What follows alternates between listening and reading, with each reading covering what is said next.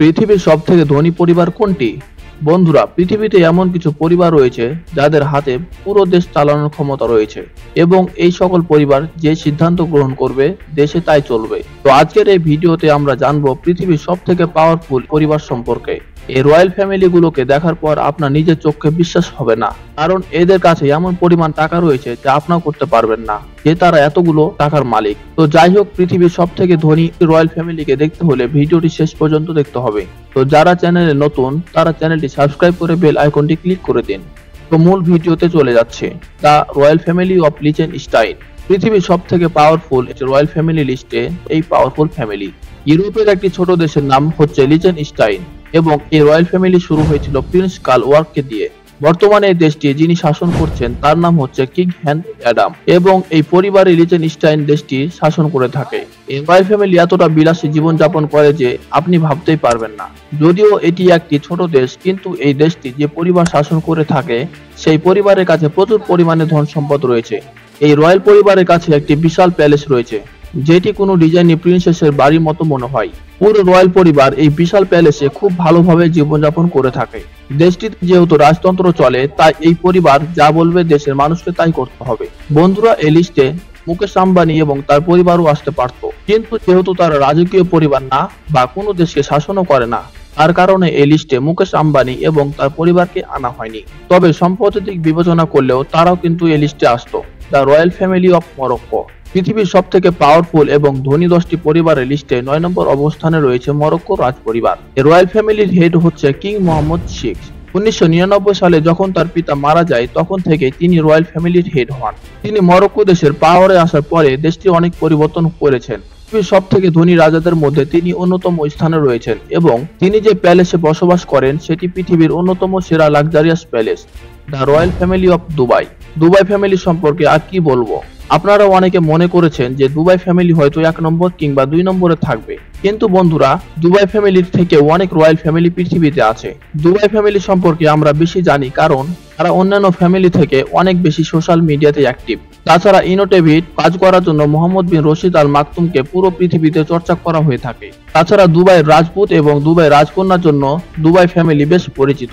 Dubai পরিবার এত বিলাসী জীবনযাপন করে থাকে যে তাদের গাড়িগুলো সব গোল্ডের গাড়ি। তারা গোল্ড ছাড়া অন্য কিছু বুঝে না।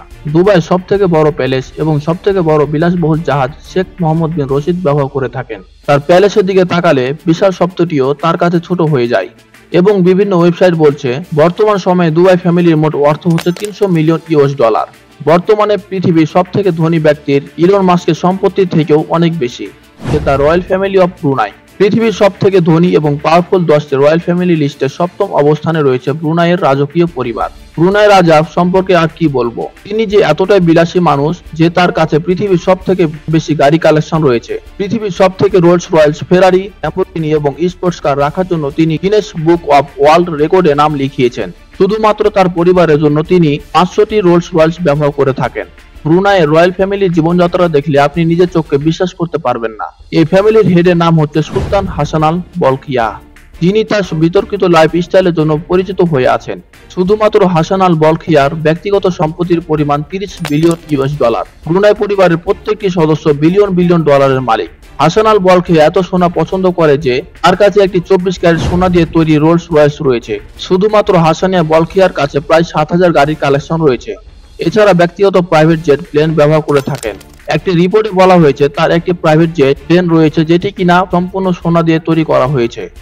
The royal family of Thailand. থাইল্যান্ডের রাজ পরিবারকে বলা হয় পৃথিবীর সবথেকে পাওয়ারফুল রাজ পরিবার।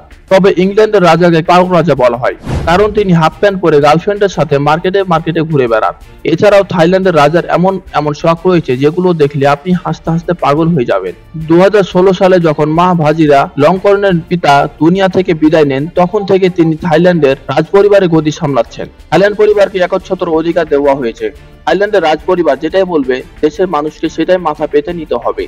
থাইল্যান্ডের রাজার রাজপ্রাসাদ সম্পর্কে কি আর বলবো। তার রাজপ্রাসাদটি একবার দেখলে আপনি চোখ সরাতে পারবেন না। আপনাদের উদ্দেশ্যে একটি কথা বলে দিই, থাইল্যান্ডের রাজ পরিবার সম্পর্কে আপনি যদি কোনো নেতিবাচক কথা বলেন তাহলে আপনাকে কঠোর শাস্তি দেওয়া হবে। কোনো ব্যক্তি যদি রাজা সম্পর্কে কোনো খারাপ কথা বলে তাহলে তাকে জেলের মধ্যে পৌঁছে মরতে হবে। তার বেশ কয়েকজন স্ত্রী রয়েছে, এর পাশাপাশি তার গার্লফ্রেন্ডের সংখ্যাও অনেক।